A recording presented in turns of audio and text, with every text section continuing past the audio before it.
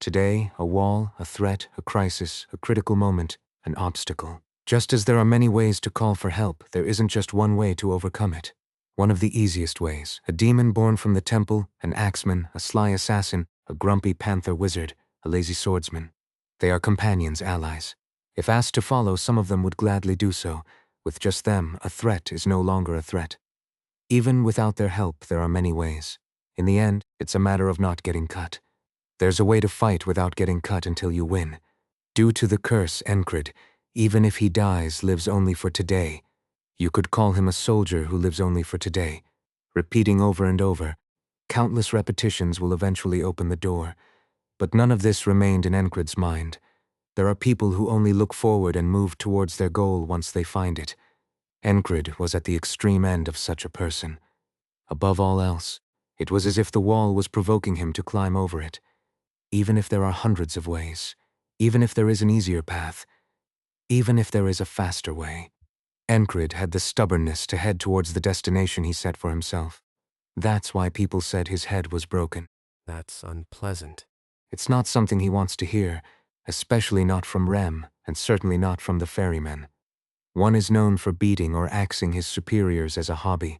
The other enjoys trapping people in today and driving them insane. Neither of them has the right to comment on someone else's mental state. Of course, even if it wasn't just those two, Enkrid would never accept such a remark. My head is broken, huh? It's nonsense. He just has a clear dream. He's a normal person. Anyway. What? You had it all along? Did you already have it? If you have it, you won't die. Thank goodness. I was so startled. This is the reaction when you talk nonchalantly after being cut by the shepherd's sword. You can't help but ask what exactly you need to have, so he asked. That's how he heard the word. Will, the shepherd said, and Enkrid felt its necessity. There was something blocking the path he wanted to walk. As Enkrid groped the wall blocking his way, he found a clue. He felt it, faint but clear. After organizing his thoughts throughout the isolation technique, he returned to his quarters. It was a day with bright sunshine, blue skies, and white clouds. Behind the door of his quarters was a splendid sky. With that as the backdrop, Enkrid raised his left hand and said, Will, who can do it? At the question, everyone fell silent for a moment. The panther Esther, being a wizard, naturally ignored it. Since the morning, that man has been spouting nonsense again. It was a daily occurrence. Kerr! Expressing her intention with a light growl, Esther rolled around on the soft fur. It was a fur Krace had rescued some time ago. He was the one most startled by seeing her transform into a human. Why? Why do you become human? You were a panther. Impertinent human. Telling him this, Krace really turned pale and brought various items. It was one of those. Sitting on beast fur in the form of a beast looked quite strange, but Esther was satisfied. Warm leather is nice, but softness is the best. There was one such indifferent beast, and others each had their own circumstances. Rem could not frankly be said to handle Will. That's something the people of this continent use. Instead, Rem could reach a similar destination in a different way. Possessing the prowess of a knight and Will are entirely different matters, but would he accept it if explained? Enkrid made it clear. He wasn't asking about how to reach the destination. He precisely uttered the single word Will from his mouth. After a moment of contemplation, Rem responded. He answered while wearing one boot and stopping halfway with the other. Enkrid's words had given him something to think about. I can't do it. If it was a different method other than Will, it might be similarly possible. Regardless, what's not possible is not possible. Rem answered thus, and still bent over, finished putting on his boot. Jackson had neither become a knight nor wished to be one, nor had he ever trained to master Will. However, he instinctively felt something when looking at those who were junior knights. There was something vaguely similar inside him. But is this Will? Is it the willpower they talk about? He didn't know. He couldn't teach something he wasn't sure about himself. Jackson shook his head.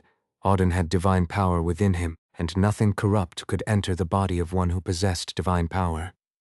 Not all things deemed corrupt were necessarily harmful or evil. For a human to use their willpower to awaken their own power was also seen as corrupt in the eyes of the divine. Though it may not be wrong, it's not the path for those who have first taken the divine power. Those who awaken divine power do not master Will. Instead, they open their path in their own way and rise above knights. Auden was no different. Divine power was sufficient for him. Are you in a hurry, brother? It was a gentle question. Enkrid had been lost in thought the whole time he was training with the isolation technique. Even so, he had earnestly participated in the isolation technique. Enkrid was an ascetic who confronted and challenged his limits daily. At least in Auden's view, he was. He effortlessly broke through the limitations of his physical talents. Such a person desires this. Auden wanted to give it to him, but he couldn't give what he didn't possess. Gaining divine power would be faster. But without sincere faith, it would only be a hindrance. Auden shook his head as well. Not in a hurry. Enkrid said in a clear voice. By now the hand he had raised was lowered. His arm hung naturally, his shoulders were relaxed, showing he wasn't tense and indeed didn't seem hurried. The only one left was Ragna. Ragna woke up at the sound of Enkrid's voice. Oversleeping was almost his trademark. The blond man shook his head, still with sleep in his eyes. Dandruff's falling off. Lazy bum. Rem grumbled, but Ragna didn't care and spoke. I can teach you if you want, but it will be pointless. Why? Enkrid asked, standing. Ragna continued indifferently. To explain, it's like the commander's hair being black and my hair being blonde. Ragna subtly nodded as if admiring his own words. He seemed to think it was an excellent analogy. This was somehow like explaining things to a grown puppy. Do you call that an explanation? Rem, the second worst at explanations, stepped in to criticize. Jackson chuckled, and Auden turned his head away, pretending not to notice. With that single chuckle, sparks flew again between Rem and Jackson. If you're going to fight, do it outside. In the past, Enkrid, not knowing any better, would have intervened between the two. He would have blocked them with his body. Those were the days when he knew nothing. Now he understands by just watching, whether they really intend to fight or are just expressing their displeasure. This time, it was a display of displeasure. Ragna's straightforward words continued again. Even if you dye your hair blonde, your natural hair will eventually show. And even if it's the same blonde, the shade will be subtly different. In the end, you have to live with your own hair. If this guy didn't know how to wield a sword, he would have been discarded somewhere. He can't find his way, his explanations are terrible, he's lazy, and he's not particularly perceptive. But the moment he holds a sword, he stands out like a lone crane among a flock of chickens, or rather, not a crane, but a golden crane. That thought arises because he emphasizes his blonde hair. Why not show it with your body instead of your mouth? Enkrid's sweat hadn't dried yet. Seeing this, Ragna slowly stood up. Sure. The two went outside. Rem and Jackson also stopped their display of mutual disdain and exchanged blessings. You'll die of an STD, you bastard. This was Rem's blessing for Jackson, who frequented brothels. I hope you die within the year. This was Jackson's blessing. Auden looked fondly at the two encouraging each other. What are you looking at, Bear? Of course, Rem's outburst reached him too, but he ignored it. A sulking Rem was more dangerous than a dog in heat. Let's go, Sister Dunbachel. Please watch too. Sister Finn has been frequently absent lately. She said she's busy. Christ replied, and they all went outside. They saw Enkrid and Ragna facing off with training wooden swords. I don't know how to do anything like intimidation. Ragna said this while crossing swords. The phrase "explain with a sword instead of your tongue" was more than appropriate. Enkrid was just thinking that. Why wouldn't he? Seeing something like this in front of him. Instead, I know how to do this. Ragna's wooden sword disappeared. That's how it looked to Enkrid. It was that fast. Just like lightning leaves an afterimage, a long afterimage was left, but he couldn't follow it in real time. Snap. That was the only sound. The result of the invisible wooden sword was that Enkrid's sword was left in two pieces in his hand.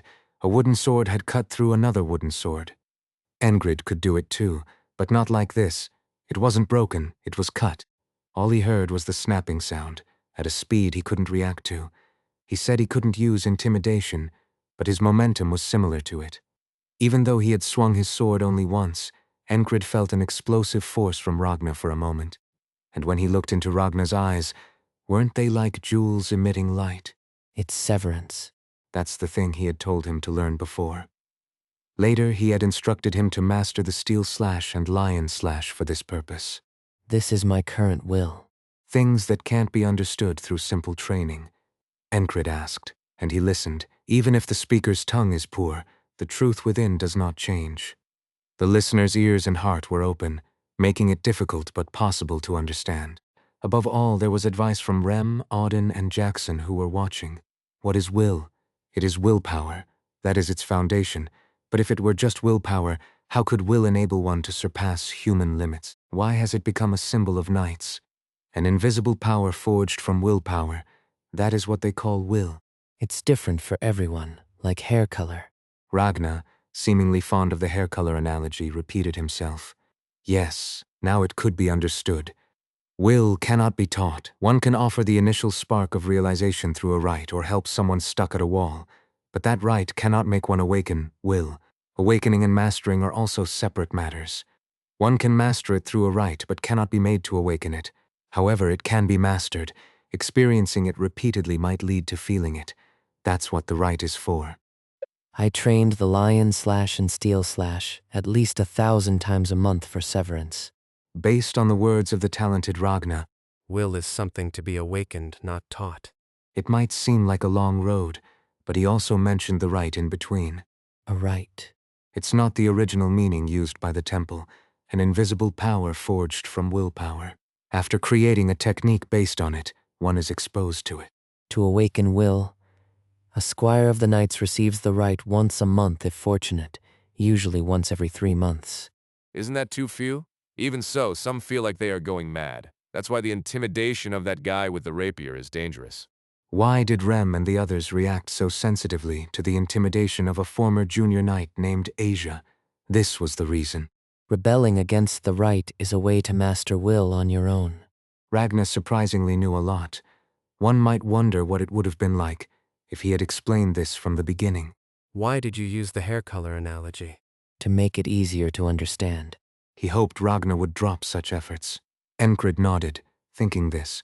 One cannot dismiss the efforts of another as worthless. That effort will surely shine someday, if not today. Just as he masters the sword, Ragnar might be learning something too, like how to speak or find his way. But why did you split it? Rem, watching closely, asked. Enkrid rubbed his face. I smiled without realizing it. He couldn't help but laugh. Even with the rite, even if one endures it, they said one could not master will. It's difficult to even grasp a small clue. That's why Enkrid laughed, as if he had already seen something. It wouldn't be an easy path, naturally. He was aware of that. So what? When was it ever easy? For Enkrid, the sword, the dream, was never an easy path. The shepherd said that will was necessary to overcome the mysterious power of the blade. The answer wasn't far away. Today's repetition, the shepherd's sword, that is the rite, the opportunity, something he had experienced over 80 times already. He couldn't help it when he didn't know, but now, with the explanation, he had a vague realization. Sixth sense and intuition were just as invisible. When he mastered those, did he know what he was doing? Wasn't it similar when he trained his senses to open the gate of sixth sense, and when he pierced through traps created by spells? So, what if he does the same thing this time? A method to resist the invisible force? He didn't know. The path, he couldn't see it, so does that make it a problem? No, it wasn't a problem. Enkrid laughed. He thought of rolling along until he died, or rather, while dying. No matter how difficult the path, he could laugh, because that would elevate him one step higher. Rem, who had been watching the laughing Enkrid closely, spoke with a worried tone and serious demeanor. Are you really not going to visit the temple? There is no law that says you must walk with your eyes fixed straight ahead, just because you have chosen a path and decided to walk it. Didn't the great merchant Rengardus also say, Keep your eyes wide open and watch the ground around you. You never know where you might find a stray krona. surely he wasn't the kind of person who would pick up a single coin from a fairy tale. After all, he was known as a merchant. However, the meaning of his words was clear. For instance, if you find a pouch of gold coins on your way, it is only right to pick it up.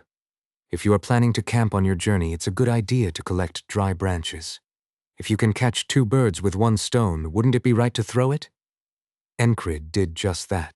Will. Even though he set his goal, he didn't act foolishly or recklessly. He did not become a racehorse running blindly forward. What could he do until the shepherd, who comes in the evening, arrived on this repetitive day? Training, fighting, pondering. Enkrid summarized his tasks into 3 categories. He learned the basics of the fluid sword technique from Ragna and trained alone repeatedly. Later, he learned more about the Valaf-style martial arts from Audin. Their reactions were similar. Have you learned this somewhere? Or have you been secretly practicing with a sword all this time? When did you train so much in martial arts? Brother, you make me proud. Enkrid nodded roughly to both of them. Though he was trapped in the present and trained alone, it wasn't a lie. In truth, he didn't hear such words often. Enkrid focused more on training than sparring. He would ponder alone, swing his sword, and move his body. When his mind wouldn't work, he would exhaust his body using the isolation technique while sweating profusely. Are you hoping to hear me say that you shouldn't overdo it, brother?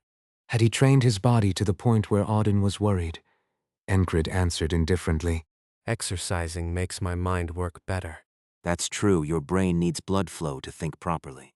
Jackson muttered beside him. If we consider Jackson's former or current job, he would probably know more about the human body structure than anyone. Yeah, that's right. Enkrid learned that through his body. When his mind wouldn't work, he moved his body. When moving his body didn't solve the problem, he sat down and pondered. When the repetitive today passed the 180th time. Enkrid had mastered the basics of the fluid sword technique, honed the Valaf-style martial arts through Odin, and learned how to handle his senses through Jackson. If he had to spend time anyway, he might as well refine and polish what he had. It wasn't just that. Beyond swordsmanship, martial arts, and senses, what he learned from his comrades and subordinates became sharper, more sensitive, and bolder.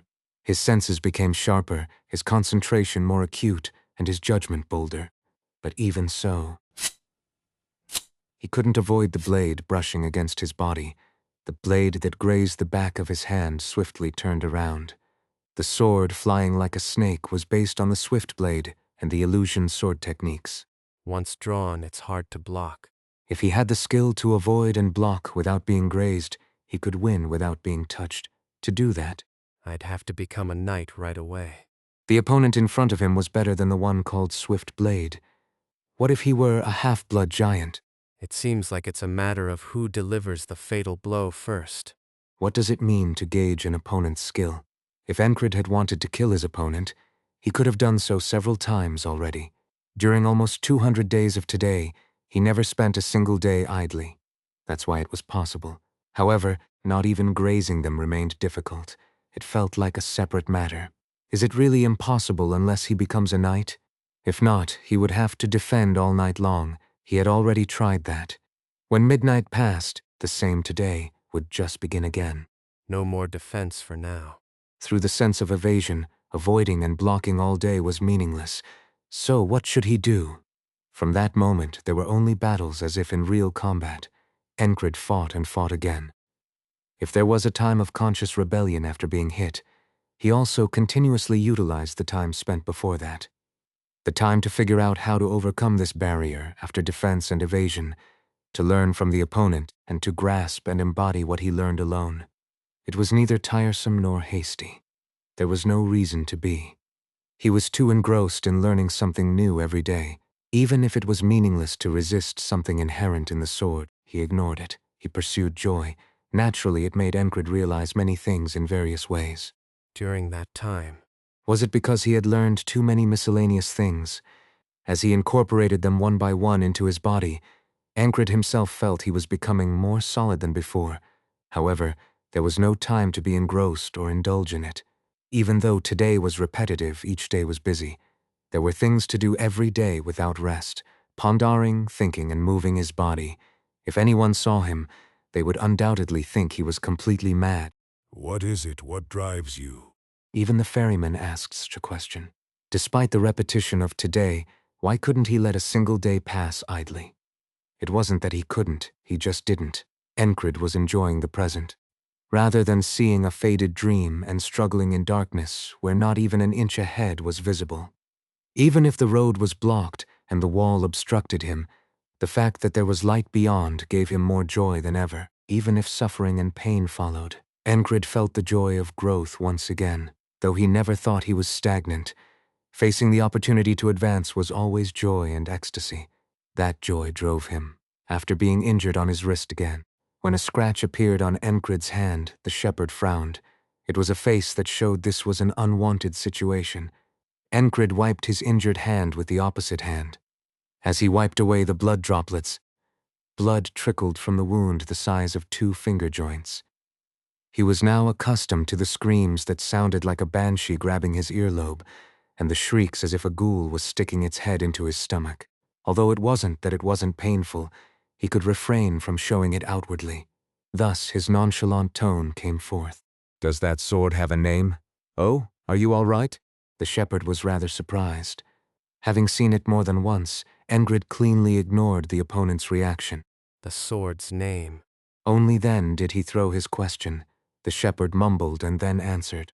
It's called Idol Slayer. It was a sword worthy of having a name. Of course, it was a name he had heard for the first time. He still didn't know anything about the sword's power or the principle by which people died because of it.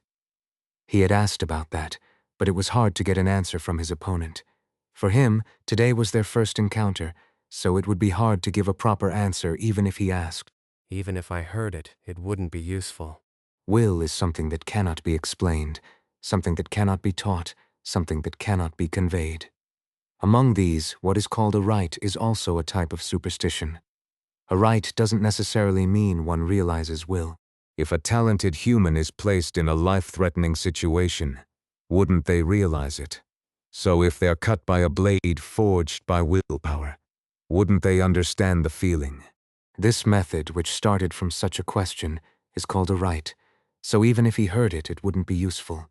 Whatever that sword was, if it had will, it was said that he wouldn't die.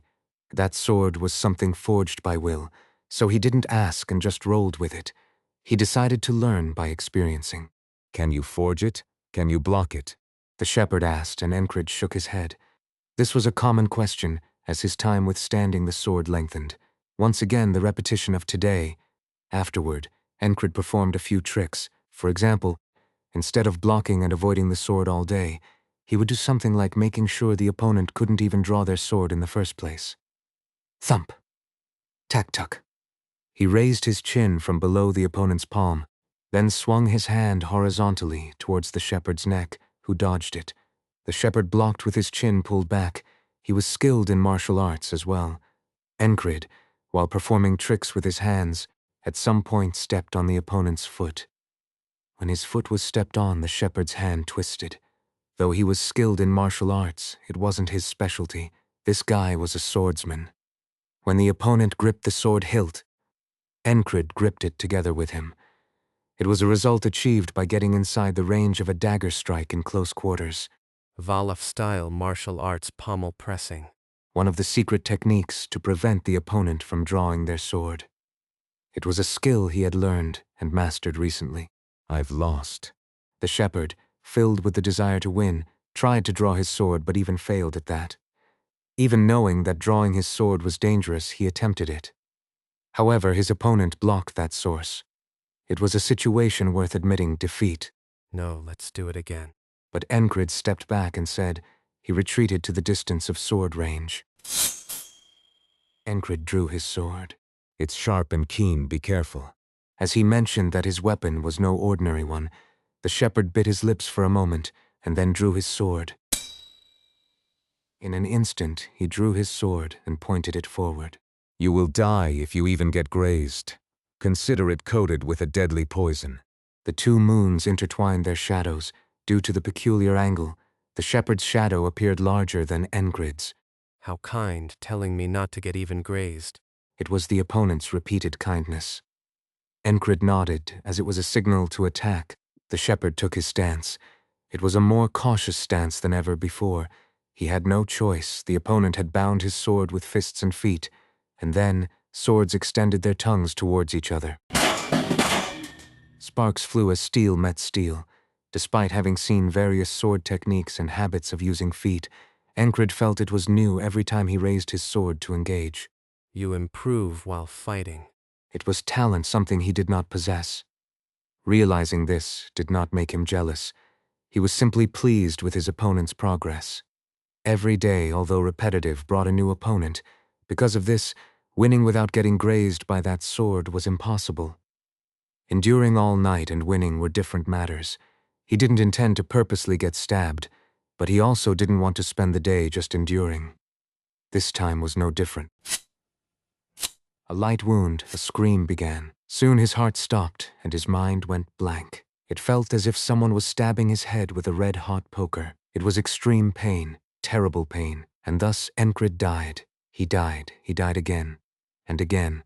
He died over 300 times. Consecutive deaths, continuous deaths. Each time he used Valaf-style martial arts to prevent the sword from being drawn. As he continued, his skill naturally improved. Of course, all of this was merely secondary. I can't catch it. In the invisible darkness, Enkrid became a lost wanderer. He saw a light far away, but he couldn't reach it, couldn't get closer. So, did anything change? Even though he couldn't see the way, nothing changed. So Enkrid walked silently. He crawled. Even though he struggled, as long as he could move forward, he was a traveler and a wanderer. You fool. It was the ferryman's words. Whenever he spoke, it was always something like that. You fool, you idiot, you ignoramus. He didn't seem to consider that the listener might get hurt. Of course he wasn't hurt. He walked through such a foolish autumn day. He picked up fallen leaves on the path. One day, while walking with the picked up leaves in his arms, the light brushed against his hand. Die. A voice was heard amidst the screams. Enkrid reacted instinctively to those words. No, it was something he had always, truly, and earnestly screamed. Though outwardly calm, Enkrid was always struggling and resisting internally. His resistance was always the same, and ultimately it converged into one desire and wish. I don't want to. He didn't want to die. He wouldn't die. No matter what your blade does, I won't die. It was a statement containing that resolve. This time, too, he died. But it was a different death from before. The pain was the same, but… Huh? Didn't you say you couldn't do it? For a while, a really long while, he endured. What should this be called? Humans don't have tails. If a tail suddenly grew, it would surely be difficult to use, so, to use it, practice would be necessary. On a path shrouded in darkness, the moment he realized what to do, it could be seen as a matter of sense or as something intentional. What is willpower? What is will? As I desire. If the sword's message upon being cut by the shepherd's blade was death, if the sword's coercion was death, Enkrid had only one thing to do. On the 485th today, even though he overwhelmed his opponent with both sword and fist, when he couldn't block the sword brushing against his shoulder, Enkrid felt the will to die. It was a one-sided attack and pressure from the sword, an intangible force that strangled his heart and scorched his mind. Because he felt it clearly, he could refuse. When he couldn't feel it, he had to die without knowing anything, but because he felt it. Just as you would brush away an approaching hand to express your intention, he could show his will in such a way. No. Speaking aloud, he shows his will. Something he didn't know before he realized it. Something he could never have anticipated before willpower. Will was translated into an intangible force. Ah. The shepherd opened his mouth in surprise. Enkrid deflected the will to die that came from the wound on his shoulder. He was simply cut and muttering to himself. There was no explosion of intangible pressure, no light streaming down, and no magical phenomenon occurred despite that. Because he had peeled away the intangible coercion and will that those who had touched the power of will could feel. The shepherd knew, and Enkrid knew. Now, the shepherd's sword could not be fatal to Enkrid. It could not harm him. Apart from the utility of the blade, the willpower contained in that sword could no longer kill Enkrid. Enkrid recognized that he had deflected something. It was someone's lifetime, their life and their resentment. Someone had imbued that sword with will, and he had just broken it. Did you just realize it now? The shepherd was quick-witted. Yes. He didn't deny it. He even felt a slight desire to be honest. It wasn't just now, there were over 400 days of today. Of course, he couldn't say that. I've lost. The shepherd let his arms drop. The tip of the sword in his hand touched the ground. He looked despondent. He also seemed somewhat relieved. Enkrid knew that today had ended. The two moons still shone on them. Among the long shadows, Enkrid's appeared larger. It was the change in shadows created by the passing moon. Enkrid muttered to himself. This is will. This wasn't all, it was just a tiny part. He could only refuse. Even so. This is crazy. He was thrilled to death. Believe it or not, I'm indebted to you. I am Pell, the shepherd of the wilderness. I hope we can meet again sometime. Shepherd Pell said. Enkrid, with the moonlight behind him, nodded. Pell, unable to hold back, spoke as he looked at Enkrid. I've never seen a genius like you. Enkrid did not bother to deny the words. In fact, even if Pell had said, Is your head broken? he would have let it slide. Such was the thrill, the joy that filled his entire body. He was intoxicated by the realization that he had discovered something new, something he wanted to test again and again. Can I be cut one more time? That's why, even though Enkrid saw Pell's expression twist miserably, he couldn't help himself, even knowing his words sounded like those of a madman. Yes. The defeated have no words. He did as instructed. The former soldier looked at him with eyes full of anticipation as he stabbed his forearm with a knife. Pell thought the guy was a madman. He had heard the nickname Mad Company Commander once, and it wasn't an empty title. It suited him more than former soldier. No, are all geniuses like this? Come to think of it, there was someone similar in his group. Did he have to go mad to catch up to that person? It was the moment when Enkrid made someone abandon their sanity. Of course, Enkrid didn't realize it. After being cut again, Die. a clear demand echoed between the screams and roars. It was a will, a pressure. Enkrid focused his mind and responded. No. He deflected it. Even though it was the second time, he felt he no longer needed practice. It's not difficult. That was also quite enjoyable. Every time he learned something, he had to roll and tumble. He had to struggle and fight. To learn the heart of the beast, he had to truly die, not just surpass death. Nothing was ever easy. This wasn't easy either. There had been over 400 days like today. But once he realized the rejection, it felt as natural as if it had always been part of his body. It felt like there was nothing easier in the world. After deflecting the second will, his head spun. It was a phenomenon that occurred when he concentrated excessively. His nose started to bleed. Are you okay? Pell asked. Enkrid, estimating the time, replied. Can I do it one more time? Maybe he could do it one more time. Then Pell's face contorted as if he had seen something he shouldn't have. In the end, Enkrid received the third stab. A knife mark was left on his forearm like drawing a line. Die. A dizziness engulfed his mind. The opponent's will, demand, and pressure suffocated his heart. It choked his neck and tried to burst his heart. Enkrid answered effortlessly. No. Immediately after rejecting the demand and pressure, Enkrid closed his eyes and fainted. Huh? Madman? He thought Pell had called him something strange before he fainted. Hiskudler. I think I heard Bell's voice from behind. In any case, Enkrid fell with a smile. The shimmering black river looked like a thick, dark fog. A boat floating above the black clouds, the ferryman on it, and a violet lamp. It was the usual sight, the sight he always saw when talking to the ferryman. However, if there was something different from before... You. The ferryman stopped speaking. Enkrid looked at his face. The face which used to show only one eye vaguely, now revealed his eyes, nose, mouth, and skin. His skin was the color of gray pebbles.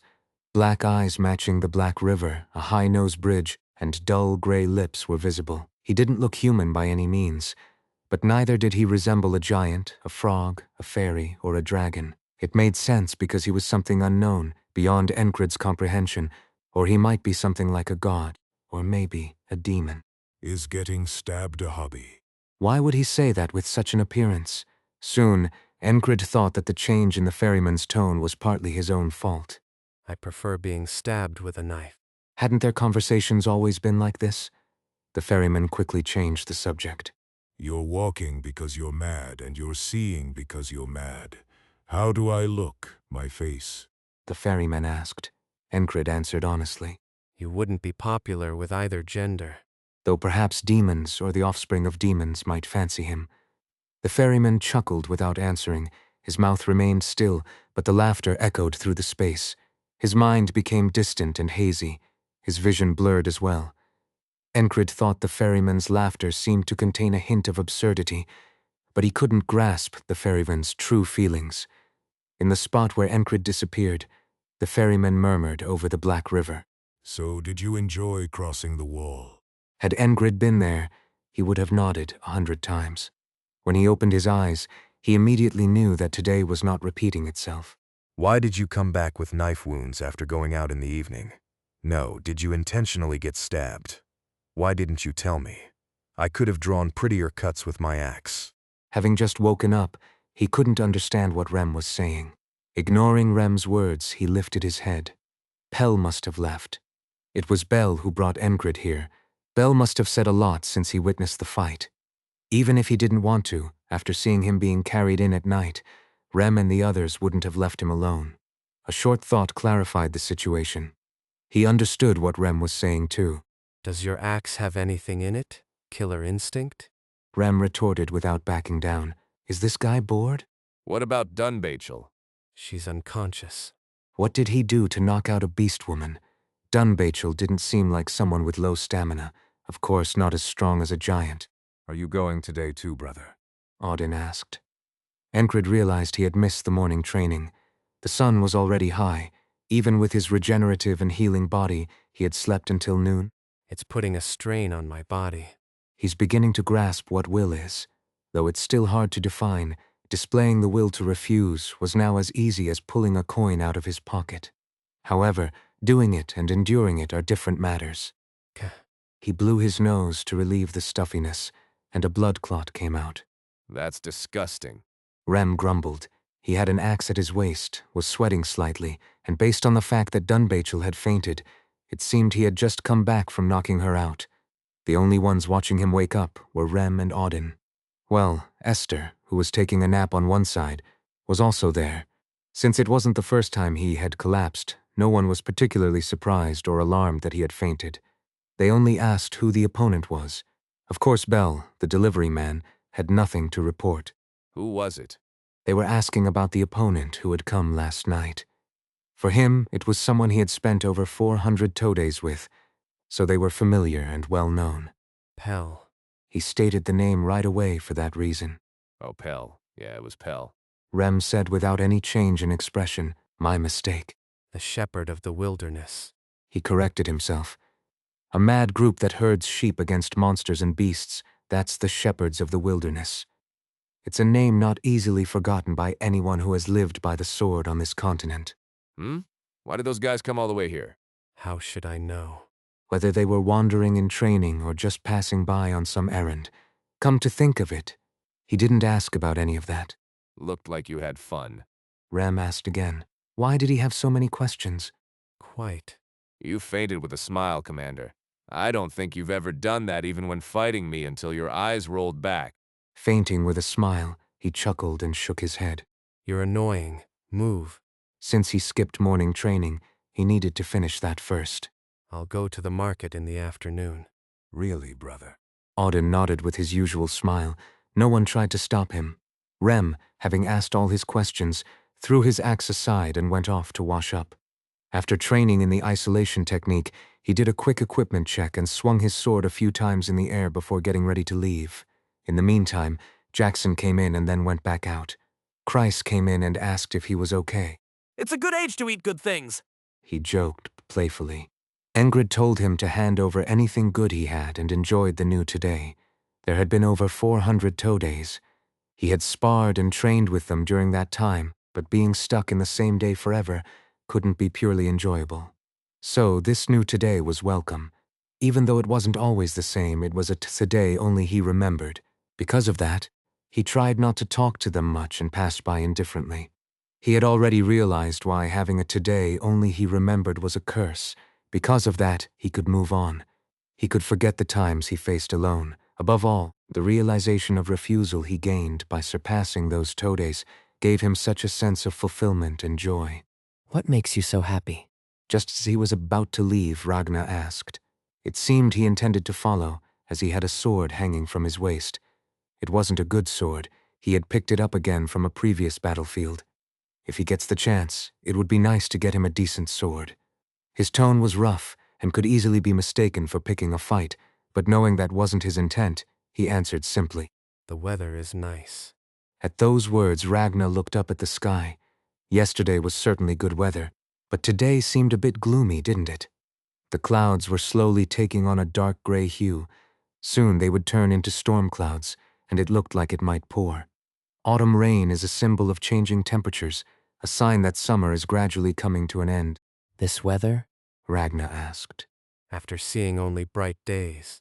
It was an inexplicable answer, obvious to Enkrid, but not to others.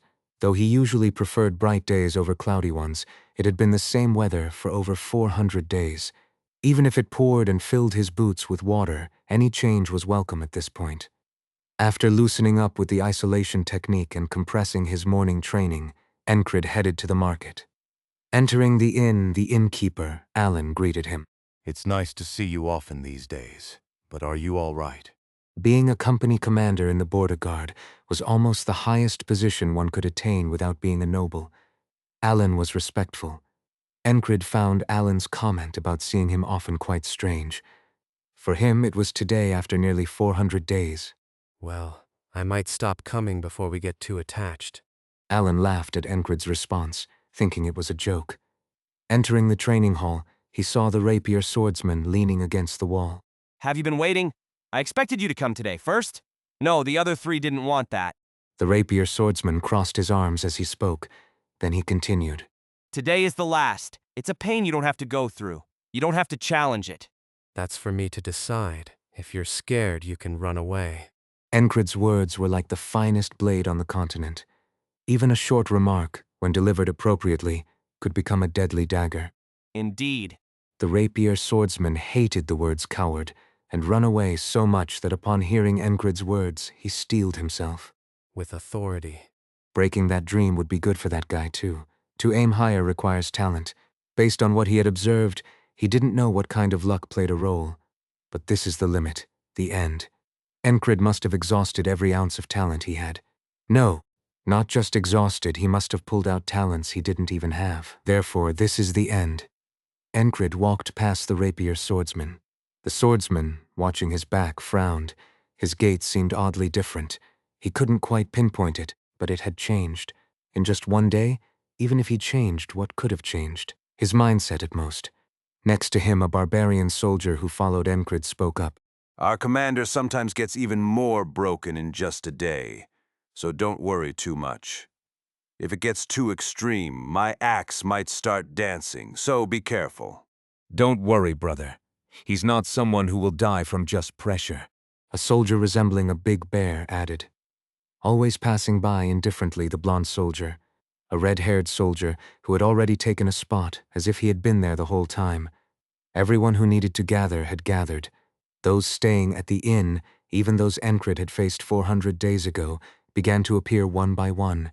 Among them, Edin Molson stepped forward with an unusually stern face. I challenge you to a duel. Had he not suffered enough already? While everyone thought this, Enkrid fell into serious contemplation. What was this guy's name again? It had been 400 days. He had forgotten the name. What was your name again?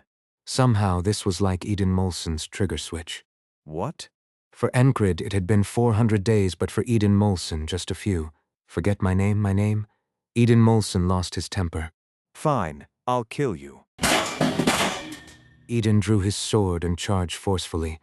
The guard watching frowned, falling for such a provocation. Enkrid regretted asking the name as he used his hands and feet. There was no need to draw his sword, so he didn't. Watching the approaching sword, he moved with the steps learned from the fluid sword technique. With smooth steps, he dodged the blade. It was like a prearranged duel.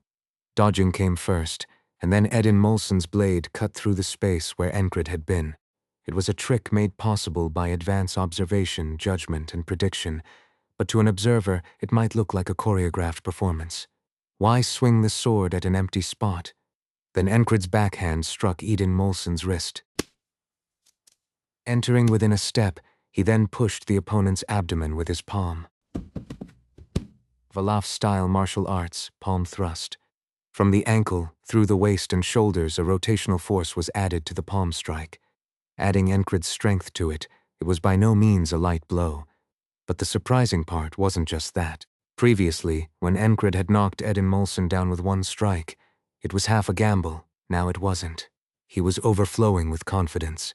It was as if he had become a different person in just one day. After pushing the opponent away, Enkrid looked at his palm and thought, Why is it so easy? Has this guy's skill deteriorated because he forgot his name? That couldn't be the case. What the hell just happened? Of course, none of the people present were blind, so they all saw and understood what Enkrid had done. Avoid, then dive in for a strike. It was a series of movements that anyone could easily perform. However, it was different.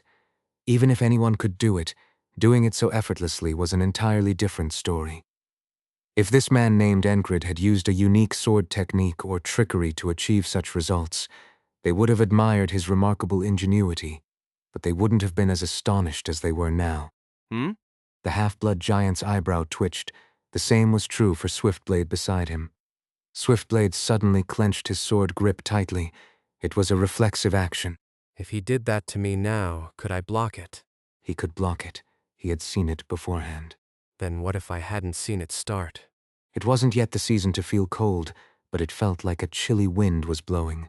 Swiftblade let go of his sword and unnecessarily rubbed his arm. A shiver ran down his spine along with the cold sensation. What the hell is that guy? It had only been a few days. Swiftblade wasn't the only one surprised. Everyone, including Rem, who could be called allies, was also astonished. However, none of the company members showed their surprise outwardly or expressed it. In fact, they were somewhat used to it by now. Of course, they didn't understand it. They just didn't show their surprise because this had happened a few times before. What did he do? Rem stroked his chin, thinking similarly to Auden. Even if the isolation technique changes one's constitution. Can someone gain such talent like that? Auden knew his own judgment and eyes. He knew how to see through a body using the isolation technique. Unlike Frog, who was known as a talent appraiser, he also knew how to see talent. From what he saw, Enkrid wasn't someone who had stepped into the realm of talent. He wasn't a genius. Not at all. It was hard to even call him a prodigy. Just with persistence. That dogged determination that didn't know how to give up. Not retreating from any trial given by God. Thus, being in that place now. Odin saw the will of God. God spoke. His father conveyed his will. Will you give up? Why? Because it didn't go as you wished. So your faith ended there. So the flower of your faith withered there. So your spring has passed. So your season has ended. No, father. Odin muttered. Ragna, right next to Odin, didn't turn his gaze despite hearing him mutter. No, he didn't hear it at all. He was too busy watching Enkrid. Again. He changed. Amazing. That was it. He had changed, he was surprised, and now he recognized it. Seeing the improved Enkrid had become a familiar sight. How did he improve? How could he change like that? He gave up on finding the reason, knowing it wouldn't change anything, and he couldn't find out. The answer would be obvious if he asked. By working hard. Sometimes with a hint of a joke. I guess I was a genius after all. Did he really just say that? So there was no need to ask. Just accept reality. Everyone was surprised, but the most astonished was Eden Molson, who had taken the hit. The next most surprised was Enkrid himself. Again. Eden Molson stood up abruptly. He was excessively fine compared to the hit he took. Inadvertently, Enkrid had held back his strength when he struck. To be precise, when he extended his hand for the final blow, it seemed like Count Sun might cough up blood if he hit him with full force. So he held back, which allowed Eden Molson to get up again and start talking. Enkrid blinked 3 times. He was processing what had just happened. A brief realization followed. Like sparks from a flint, ideas flickered in his mind and then vanished. Pell. Why did he struggle so hard to win the first time he saw the shepherd of the wilderness? Because he's a genius. A genius younger than himself. When he first set foot on the continent, Pell gave off a similar feeling to the kid who had knocked Enkrid down. In other words, Pell was a genius. That genius matched his skills to Enkrid's growth. Though he couldn't draw his sword in today's repeated bouts, Pell was no pushover once he had a sword in hand. His habits changed frequently, and he corrected his flaws on the spot. Even though Enkrid was trapped in today's repetition, his opponent also changed.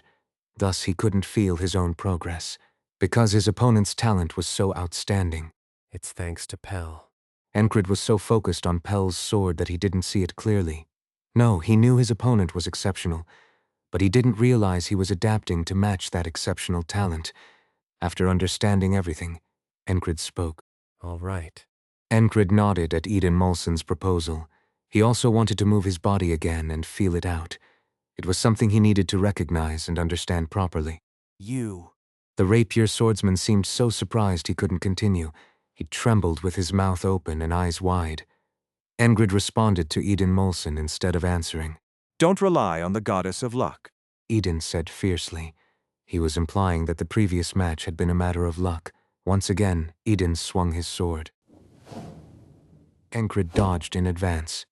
When fighting Pell, he had to predict movements by watching footwork, shoulders, hands, arms, and waist.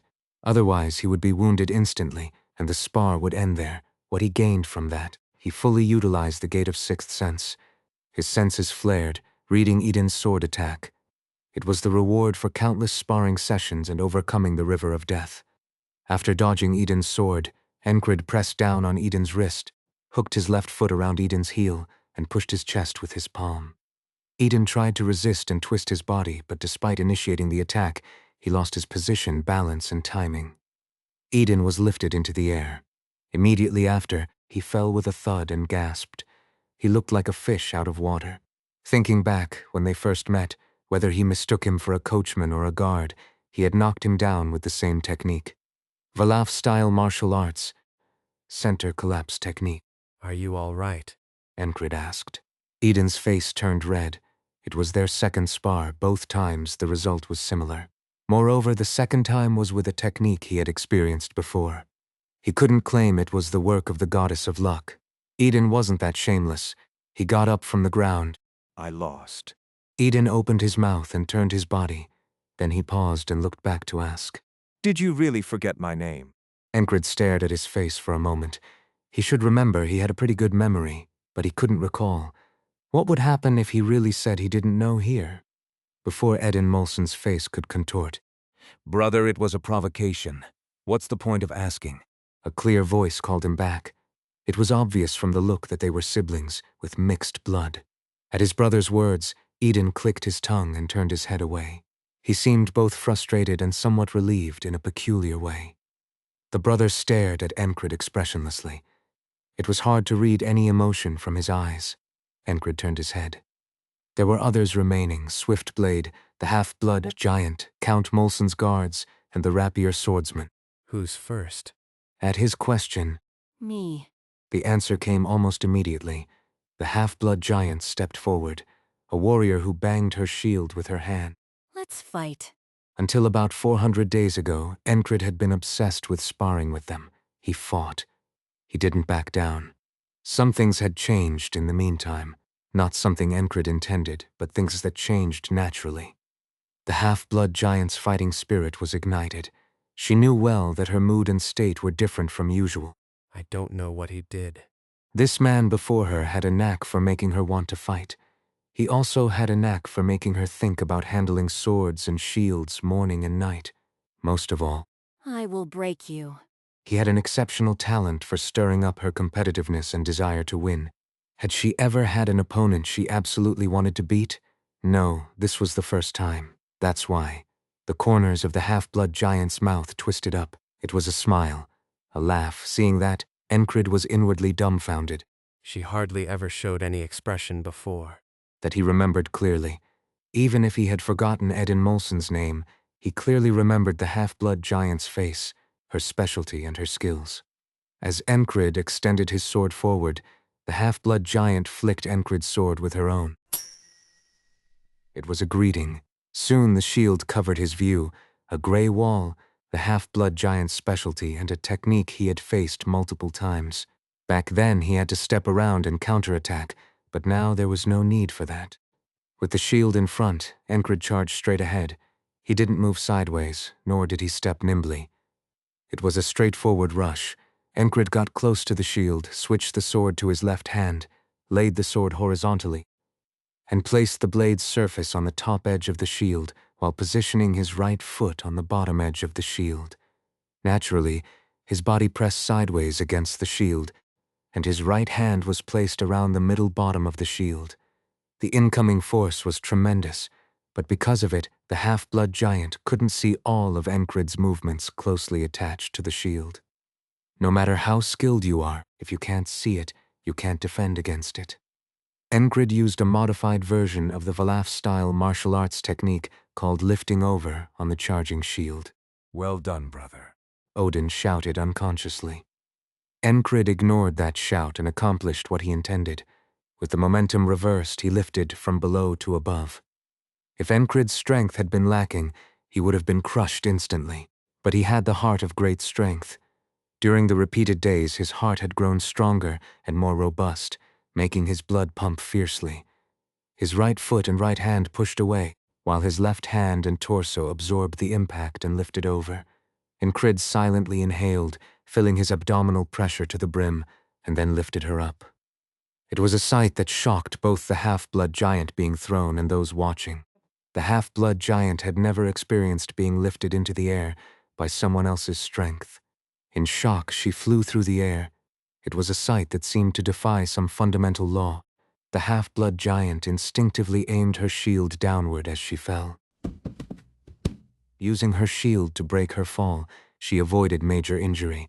However, this delayed her next move. As intended, Enkrid's sword was already at the giantess's throat. The blade stopped just short of her skin.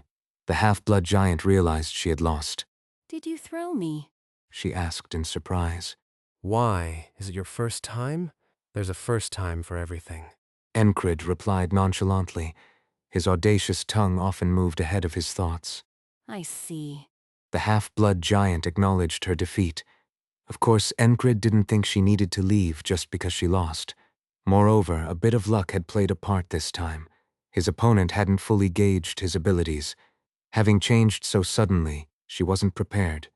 She wasn't an opponent to be easily defeated. Enkrid knew this fact better than anyone. Because of this, he could say what he did. Let's try again tomorrow. At Enkrid's words, the half-blood giant stared at him. Her large brown eyes, which had never shown any emotion, now seemed to hold something. You're a really interesting guy. The half-blood giant said. Then she continued. Sure, let's try again. And stood up. She seemed quite bold and cheerful. You really threw well. From behind, Rem expressed his admiration in his own way. Can you fight me as well? It seemed that the half-blood giant wasn't the only one Enkrid had influenced. There was a guard who had been quietly burning with passion. Enkrid rotated his arms. Just now. Hadn't the heart of great strength surged more powerfully? Rem's admiration wasn't without reason. He must have noticed it. The heart had pumped more dynamically. This too was a result of the repeated days. All right. Enkrid nodded. He was starting to enjoy it. It was a process of recognizing and utilizing his changes through sparring. How could it not be fun? Sparring with the guard was different from with the half-blood giant. The guard was cautious from the start, and his sword was focused on thorough defense. Enkrid started slowly, then gradually accelerated his sword swings. The rapier swordsman watching understood that Enkrid was gauging what he could do. Naturally, a question arose. What the hell is this guy? How could a person change so much in just a few days? This guy hadn't suddenly learned some extraordinary technique. Rather, all his skills had simply become more proficient. It looked as if he had risked his life countless times to test his skills. Because of such experiences, he had confidence in his techniques. It also showed a stubbornness that had tirelessly swung his sword to find the right path. Not in a bad way. Those who have wandered countless times in the wrong path do not hesitate when they find the right one. The traces of such experiences could be seen in the way he swung his sword and in his steps. How? Enkrid's body now bore the weight of accumulated time. Although the method was not understood, it was clear. The rapier swordsman's eyes caught this. It was truly incomprehensible. Their sparring lasted quite a while, but ultimately, the guard was defeated. He was at a disadvantage from the start, and focusing on defense led to this outcome. No, he couldn't win while hiding his true skills. The Count's guard had been concealing his abilities. Of course, that wasn't Enkrid's concern. Finally, the rapier swordsman stepped forward. He faced Enkrid, standing at the opposite end of the sparring ground, ready to overwhelm and subdue him with his presence. Just because your skills have improved doesn't mean anything will change. Have you trained your abilities? Does that change anything? Will is the privilege of the naturally gifted. If wanting, working hard, and having enough time were enough, anyone could do it. Then there wouldn't be so few knights in the world. If effort alone were enough, the number of knights would be double what it is now. So he was confident. His opponent could not overcome his intimidation. Stand down. As he spoke, the rapier swordsman summoned his will. Soon, an intangible blade arose. Enkrid responded by deflecting every visible intangible blade. That's how he used to do it. But now, it was different. Enkrid sheathed his sword. There was no need to swing his sword. He realized this the moment he faced the intimidation. Are you mad? As a rapier swordsman, that was the only thought that came to mind. Finally, he thought that head of his had truly gone haywire. Seeing how quickly he had mastered that technique, it must have been a stroke of luck amid continuous grueling efforts. Had the cumulative training and luck broken that guy's head? Rem had a similar thought. Are you crazy? His hand trembled reflexively. There's a vast difference between resisting and succumbing to intimidation. Ragnar gripped his sword. He judged it was impossible. He planned to rush forward and swing, aiming to severe. In other words, he intended to cut through that aura of intimidation. Auden prepared his divine power. As long as he didn't die, he could be healed. Jackson silently drew his stiletto from behind the swordsman. Stab and kill. No matter what tricks the opponent had, he could kill. Jackson was confident. Whether the opponent was a knight, a junior knight, or whatever, just before everyone reacted, an invisible blade approached and was about to touch Enkrid's body. In that split second, Enkrid conveyed his will to the invisible something inside him. I refuse. The will imbued in the blade was to cut. Then, what was the will imbued in the intimidation beyond that? Step back. Enkrid refused that too. He rejected the invisible pressure weighing on his shoulders and the blade cutting him. Will is the manifestation of one's intent. Soon it emits some kind of invisible force. If intimidation is that, refusal is that too. Feeling that the pressure of intimidation, which had given a pain similar to reality, was now just an unseen force, Enkrid could ignore it. This was easier than enduring being cut by the shepherd Pel's sword. So, it was clear that his current action was not an overreach. Enkrid demonstrated this through his actions. The approaching invisible blade scattered like dust. It was a blade seen only in the mind. Step. Enkrid took a step forward and nonchalantly spoke. What are you doing, Ragnar, Jackson? Ragnar, who had approached unnoticed, stood beside him with his sword raised vertically, while Jackson stood behind the rapier swordsman. The two, surprised, blinked. Jackson reacted first. Without a sound, he stepped back. The rapier swordsman probably hadn't realized someone was behind him. Ragnar froze, still holding his sword. Soon, as if he thought of a plausible excuse, Ragnar spoke. It's a good day to hold a sword. Was it because Enkrid had said today was a good day? As soon as he finished speaking, a thunderous rumble echoed, and it began to rain. Plop, plop, plop. Huh? The rapier swordsman, seemingly oblivious to the rain, couldn't take his eyes off Enkrid. No, he couldn't even speak properly, his mouth agape. It seemed he had become mute. Huh? All he could do was let out a single word full of astonishment. Enkrid tilted his head. Do you have something to say? Huh? The swordsman repeated the same word. Enkrid had seen people so shocked they couldn't speak before, but this was a first. His opponent, still with his mouth open, couldn't continue speaking. Enkrid spoke carefully. We should find a healer. The mentally afflicted are not easily treated. Even if a healer came, they might just shake their head. It seems his head is broken. Enkrid continued. Pfft. At those words, Rem burst into laughter. It wasn't meant to be funny. It was a serious comment. Huh? The rapier swordsman kept repeating the same word. He seemed genuinely and thoroughly shocked. If your sword gets wet in the rain, it'll rust. Is today really a good day to hold a sword? Enkrid asked, looking to his side. Ragnar, who still held his sword, nodded in agreement at Enkrid's words. Yes, today this much is enough. Fine, oil your sword. Otherwise, it would rust. I will. Ragnar sheathed his sword and stepped back, revealing 3 more people just as shocked as the rapier swordsman. They all stood with their mouths open, staring at Enkrid. How? Among them the half-blood giant managed to speak. Well, Enkrid replied kindly. There wasn't much more to say. Will is not something that can be easily explained. Will? The swift blade muttered. Though it wasn't a question, Enkrid answered readily. yes. The bodyguard furrowed his brow. Unable to comprehend or accept the situation, he couldn't speak. The rain, now pouring heavily, drenched his hair. Naturally, it soaked the others as well. Perhaps we should get out of the rain. Enkrid suggested. Huh? The rapier swordsman replied, still seemingly out of his mind. Someone take care of him. Enkrid said as he turned away. Rem and the others followed him. Even though they were used to their leader's transformations, this was something beyond their understanding. It was different from merely being skilled with a sword or controlling one's body well. Is it will? Ragna, who possessed the will of severance, asked. His voice was higher and faster than usual, a sign of his astonishment. Ragna's blonde hair, soaked by the rain, hung down in front of his eyes. You need a haircut, yes. Enkrid replied nonchalantly. While he was pleased and willing to enjoy the moment, he knew this wasn't the end. This wasn't the ultimate goal. A true knight's will is the natural manifestation of one's intent, intimidating, rejecting, and cutting the opponent with one's presence. Once he realized part of it, he understood. Asia's intimidation, the rapier swordsman's intimidation. Both had developed their will in that direction. In the same way, Ragna's severance is similar. Even if one masters lion slash and steel slash, they can't mimic his severance. In the end, understanding will is essential. What is it? Where did you learn it? Do you train to the point of death in your dreams? Rem was just as surprised. Enkrid responded to his comment. In my dreams, it's usually a perverted ferryman rather than training. Huh? A perverted ferryman? What's that about? It was a question he couldn't answer, so he ignored it.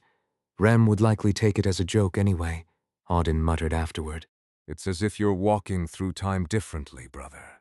Just like the rapier swordsman, he had sharp eyes and was deeply devoted to his faith. He was right. Are you training somewhere with time stopped, brother? He looked dull, but he was sharp. Enkrid thought this inwardly as he answered. Something like that. Instead of replying, Audin quietly began reciting a scripture. He assumed Enkrid's response was a joke. Who would even suspect otherwise? Jackson remained the same as usual. He said nothing, but his gaze was intense. He scrutinized Enkrid from head to toe. I trained properly and didn't use any drugs. When Enkrid spoke, Jackson rarely flinched his shoulders. It was a sight rarely seen. What made you suspect drugs? Jackson asked. Your eyes are full of suspicion. Considering his knack for handling drugs, it wasn't surprising he had such doubts, but they were real.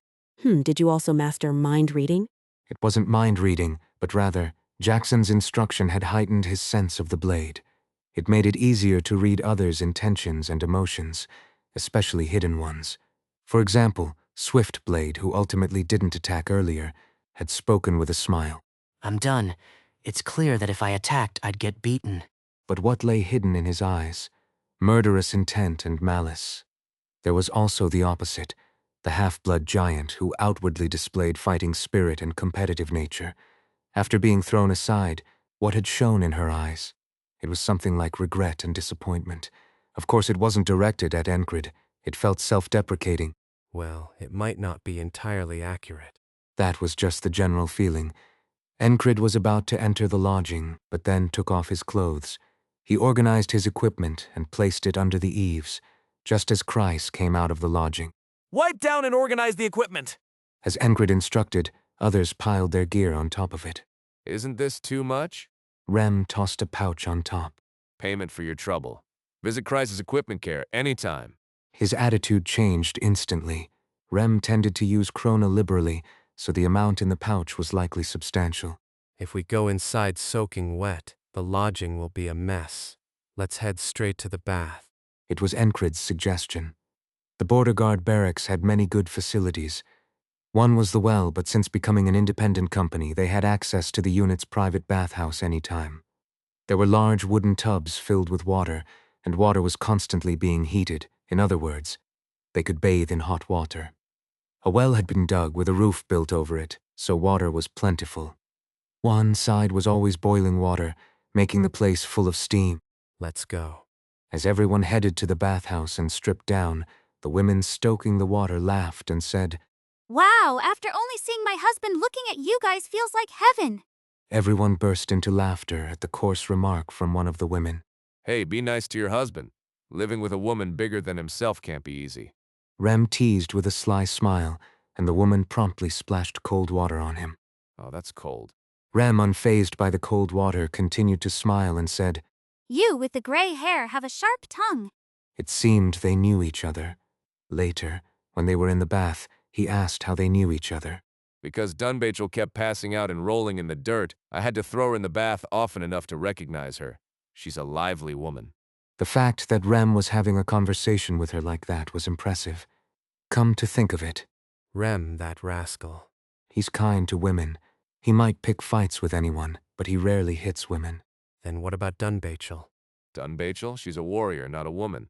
Rem's answer came when he asked just in case. By the way, it seems we'll really need to use strength properly if we're going to face the commander now. Rem said, submerged up to his neck in the bathwater. Enkrid ignored the glances from the women and looked at Rem. What was in those gray eyes? Rem had developed a fighting spirit and competitiveness that weren't there before. No matter how wild he got, had Rem ever shown such emotions toward him? Had he ever displayed such an aura? There had been times when he said it was hard to use his strength because he might accidentally kill someone. Properly, how? Rem flicked the bathwater as he replied. It'll be fun. At those words, Enkrid also laughed. The eyes of the mad training enthusiast and the mad axeman met. It was a moment when a new intensity directed at each other. Jackson, observing, said, Everyone's gone mad.